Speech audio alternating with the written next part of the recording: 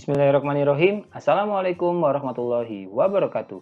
Berjumpa lagi dengan saya, Pak Handoko, di dalam kanal YouTube ini. Bagi kalian yang baru pertama kali berkunjung di kanal YouTube ini, maka saya sarankan untuk klik tombol subscribe dan nyalakan lonceng notifikasinya ya, agar kalian tidak ketinggalan berbagai macam update latihan soal P3K Guru tahun 2021. Nah, di dalam video ini saya akan membahas latihan soal pedagogik P3K Guru tahun 2021 untuk materi karakteristik peserta didik. Jika nantinya kunci jawaban dan pembahasan yang saya sertakan di dalam video ini menurut teman-teman kurang sesuai dengan pendapat kalian, maka kalian dapat menyampaikan pendapat itu di dalam kolom komentar. Kita akan berdiskusi lebih jauh di dalam kolom komentar. Nah, tanpa berlama-lama lagi, kita langsung saja menuju soal yang pertama. Menurut Piaget, tahap perkembangan intelektual peserta didik sekolah dasar atau setingkat SD termasuk ke dalam tahap A. Sensori motor, B. Praoperasional, C. Operasional konkret, atau D. Formal. Untuk jawaban soal nomor 1, yang paling tepat menurut Pak Handoko adalah yang C, teman-teman, yaitu operasional konkret. Jadi, perkembangan kognitif ketika anak duduk di bangku SD menurut Piaget berada pada tahap operasional konkret yang ditandai dengan kemampuan berikut ini. Pertama, mengelompokkan benda-benda berdasarkan ciri-ciri yang sama. 2. Menghubungkan atau menghitung angka-angka atau bilangan. 3. Memecahkan masalah yang sederhana. Jadi jawaban yang paling tepat menurut Pak Handoko adalah yang C, teman-teman. Oke, kita lanjut ke soal nomor 2. Berikut ini merupakan karakteristik anak usia SD pada umumnya, kecuali A. Senang bergerak, B. Senang bermain, C. Senang melakukan sesuatu secara langsung, atau D. Senang bekerja sendiri. Untuk soal nomor 2, jawaban yang paling tepat menurut Pak Handoko adalah yang D, teman-teman, yaitu senang bekerja sendiri.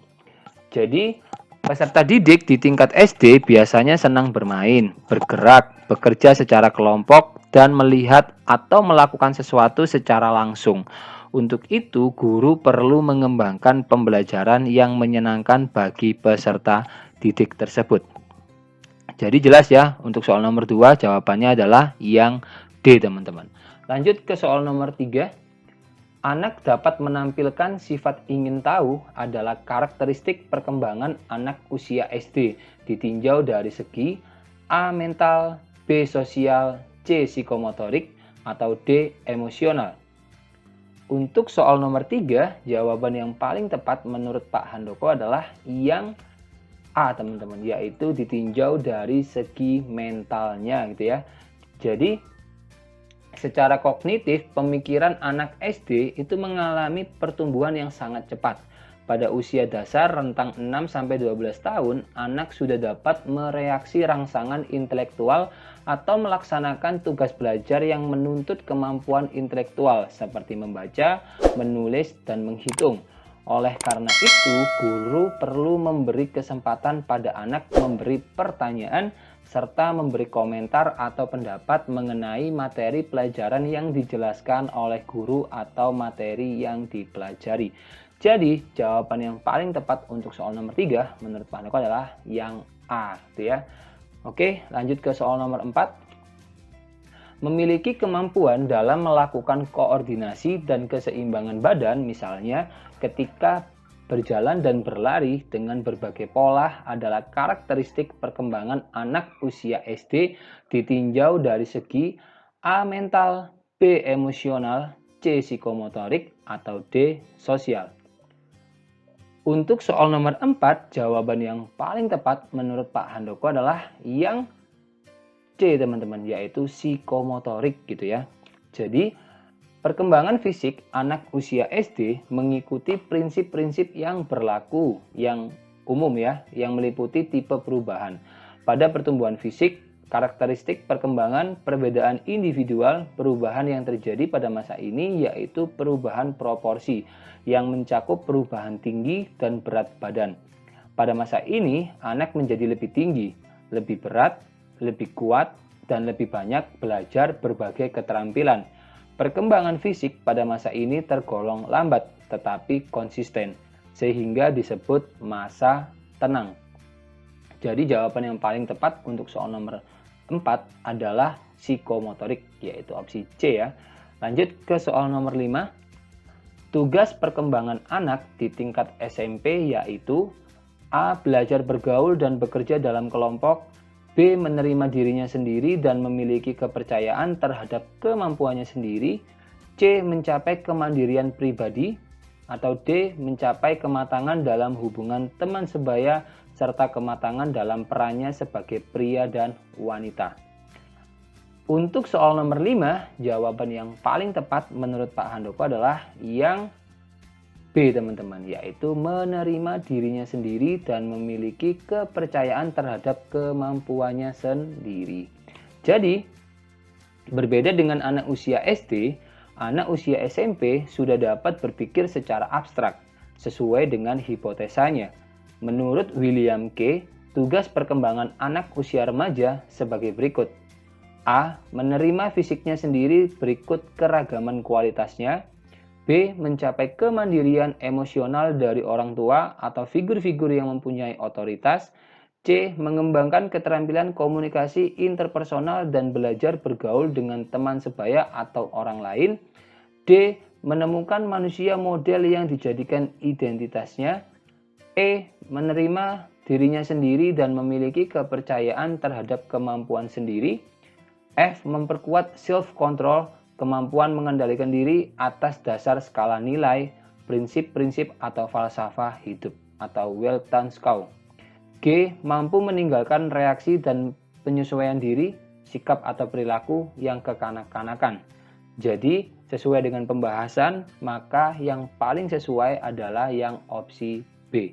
Menerima dirinya sendiri dan memiliki kepercayaan terhadap kemampuannya sendiri. Oke, lanjut ke soal nomor 6. Seorang guru SMP sedang mempersiapkan materi pembelajaran. Mengingat usia dan perkembangan remaja, guru lebih memilih memberi tugas untuk berpikir kritis dan analitis. Tindakan yang dilakukan guru sesuai dengan ciri perkembangan anak usia 12-15 tahun yaitu A. Sensori motor, B. Operasional formal, C. Praoperasional, atau D. Operasional konkret. Untuk soal nomor 6, jawaban yang paling tepat menurut Pak Handoko adalah yang B teman-teman, yaitu operasional formal gitu ya. Jadi apa itu operasional formal? Menurut Piaget, perkembangan anak di tingkat SMP berada pada tahap operasional formal yang merupakan tahapan terakhir dalam perkembangan kognitif. Sedangkan menurut Keating, terdapat 5 pokok yang berkaitan dengan perkembangan kognitif formal sebagai berikut. Pertama, mampu membedakan hal yang nyata dan konkret dengan hal yang abstrak. 2. Muncul kemampuan nalar secara ilmiah melalui kemampuannya dalam menguji hipotesis. 3. Dapat memikirkan masa depan dengan membuat perencanaan dan mengeksplorasi berbagai kemungkinan untuk mencapainya. 4. Menyadari tentang aktivitas kognitif serta mekanismenya secara efektif dan efisien, sehingga pengujian diri menjadi bagian dalam kehidupan sehari-harinya. 5. Berpikir formal memungkinkan terbentuknya topik-topik baru dan meningkatkan kemampuan berpikir. Jadi jawaban yang paling tepat menurut Pak Handoko untuk soal nomor 6 ini adalah yang B teman-teman. Lanjut ke soal nomor 7. Salah satu tugas perkembangan anak usia SMA yaitu A. Mencapai kematangan gambaran dan sikap tentang kehidupan mandiri secara emosional, sosial, intelektual, dan ekonomi. B. Belajar bergaul dan bekerja dalam kelompok. C. Mencapai kemandirian emosional dari orang tua atau figur-figur yang mempunyai otoritas. D. Mengembangkan keterampilan komunikasi interpersonal dan belajar bergaul dengan teman sebaya atau orang lain. Untuk soal nomor 7, jawaban yang paling tepat menurut Pak Handoko adalah yang A teman-teman, yaitu mencapai kematangan gambaran dan sikap tentang kehidupan mandiri secara emosional, sosial, dan intelektual serta ekonomi. Jadi Menurut Depdiknas tahun 2003 dalam Istiqomah dan Sultan tahun 2016, tugas perkembangan anak usia SMA itu sebagai berikut. A. Mencapai kematangan dalam beriman dan bertakwa kepada Tuhan Yang Maha Esa. B. Mencapai kematangan dalam hubungan teman sebaya serta kematangan dalam perannya sebagai pria dan wanita. C. Mencapai kematangan pertumbuhan jasmania yang sehat.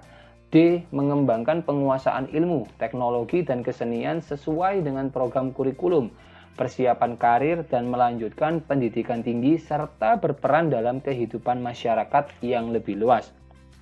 E. Mencapai kematangan dalam pilihan karir.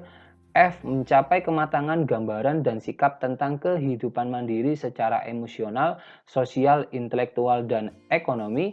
G. Mencapai kematangan gambaran dan sikap tentang berkehidupan, berkeluarga, bermasyarakat, berbangsa, dan bernegara. H. Mengembangkan kemampuan komunikasi sosial dan intelektual serta apresiasi seni. I. Mencapai kematangan dalam sistem etika dan nilai. Jadi jelas sesuai dengan pembahasan, maka untuk soal nomor 7 jawaban yang paling tepat adalah yang opsi A, teman-teman. Lanjut ya ke soal nomor 8. Menurut Erikson, ada 8 tahap perkembangan yang dilalui manusia. Di antaranya tahap prasekolah atau preschool. Pada tahap ini terjadi krisis psikososial initiatif melawan guilt yang ditandai dengan ciri-ciri yaitu A. Anak cenderung melakukan beberapa aktivitas yang memiliki hasil dalam waktu dekat. B. Anak baru mulai mengenal dunia. C. Anak tidak ingin bergantung pada orang lain. Atau D. Anak memiliki inisiatif yang perlu difasilitasi, didorong, dan dibimbing oleh orang dewasa di sekitarnya. Untuk soal nomor 8, jawaban yang paling tepat menurut Pak Handoko adalah yang D, teman-teman, yaitu anak memiliki inisiatif yang perlu difasilitasi, didorong, dan dibimbing oleh orang dewasa yang ada di sekitarnya. Jadi, menurut Erikson, tahap prasekolah itu terjadi pada usia 3-6 tahun. Pada tahap ini terjadi krisis psikososial inisiatif versus guilt. Dalam diri anak tumbuh inisiatif yang perlu difasilitasi, didorong, dan dibimbing oleh orang dewasa di sekitarnya. Pada tahap ini juga, anak mulai bertanggung jawab atas dirinya sendiri. Anak juga sering melakukan aktivitas fisik seperti bermain, berlari, dan melompat. Jika dukungan dari lingkungan sekitarnya kurang, misalnya terlalu dikendalikan dan fasilitas yang kurang dapat menyebabkan inisiatif anak menjadi terkendala, serta timbul rasa kecewa dan bersalah.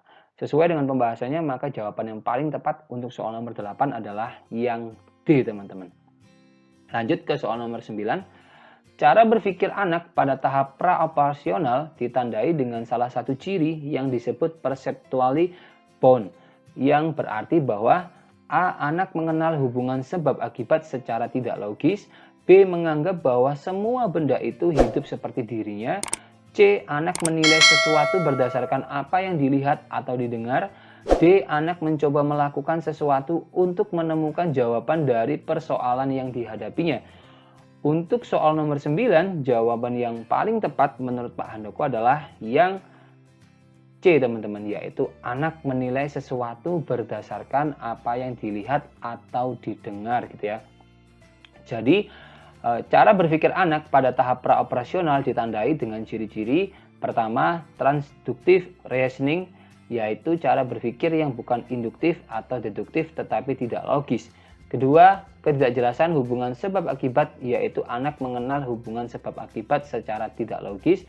3. Animisme, yaitu menganggap bahwa semua benda itu hidup seperti dirinya. 4.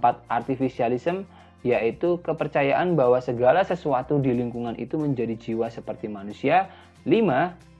Perceptually bound, yaitu anak menilai sesuatu berdasarkan apa yang dilihat atau didengar. Dan ada lagi mental eksperimen, ada lagi centration, ada lagi yaitu egosentrisme. Jadi sesuai dengan pembahasannya, maka jawaban yang paling tepat untuk soal nomor 9 ini adalah yang C, teman-teman. Oke, lanjut ya ke soal nomor 10. Dalam tahapan perkembangan anak, menurut Harvey Girls, terdapat 10 tugas perkembangan yang harus dikuasai anak pada setiap fasenya, kecuali A. Ketergantungan, kemandirian, B. Memberi, menerima kasih sayang, C. Penyesuaian dengan perubahan badan, atau D. Kemampuan menguji hipotesis. Untuk soal nomor 10, jawaban yang paling tepat menurut Pak Handoko adalah yang D, teman-teman, yaitu kemampuan menguji hipotesis. Jadi, dalam tahapan perkembangan, anak menurut Havigers terdapat 10 tugas perkembangan yang harus dikuasai anak pada setiap fasenya, yaitu sebagai berikut. A. Ketergantungan kemandirian, B. Memberi menerima kasih sayang, C. Hubungan sosial, D. Perkembangan kata hati, E. Peran biososial dan psikologis, F. Penyesuaian dengan perubahan badan, G. Penguasaan perubahan badan dan motorik, H. Memahami dan mengendalikan lingkungan fisik, I. Pengembangan kemampuan konseptual dan sistem simbol, J. Kemampuan melihat hubungan dengan alam semesta. Penguasaan tugas perkembangan pada setiap fase akan mempengaruhi penguasaan terhadap perkembangan pada fase selanjutnya. Jadi sesuai dengan pembahasan yang saya sertakan di sini, maka untuk soal nomor 10 ini jawaban yang paling tepat adalah yang D, yang tidak termasuk 10 tugas perkembangan yang dikuasai oleh anak di setiap fasenya. Seperti itu, teman-teman. Wah, tidak terasa kita sudah berada di penghujung video pembelajaran ini, teman-teman. Jika kalian ada pertanyaan seputar materi ini, kalian dapat menuliskannya di kolom komentar, atau kalian juga bisa menanyakan hal itu kepada saya melalui kontak medsos ini ya. Saya ucapkan terima kasih bagi kalian yang telah menonton video ini hingga akhir. Jika kalian merasa video ini bermanfaat, jangan lupa bagikan video ini kepada teman-teman kalian ya, agar kebermanfaatan itu tidak hanya berhenti di kalian saja. Dan juga jangan lupa untuk klik subscribe dan like video ini. Akhir kata, Assalamualaikum warahmatullahi wabarakatuh. Salam Historia.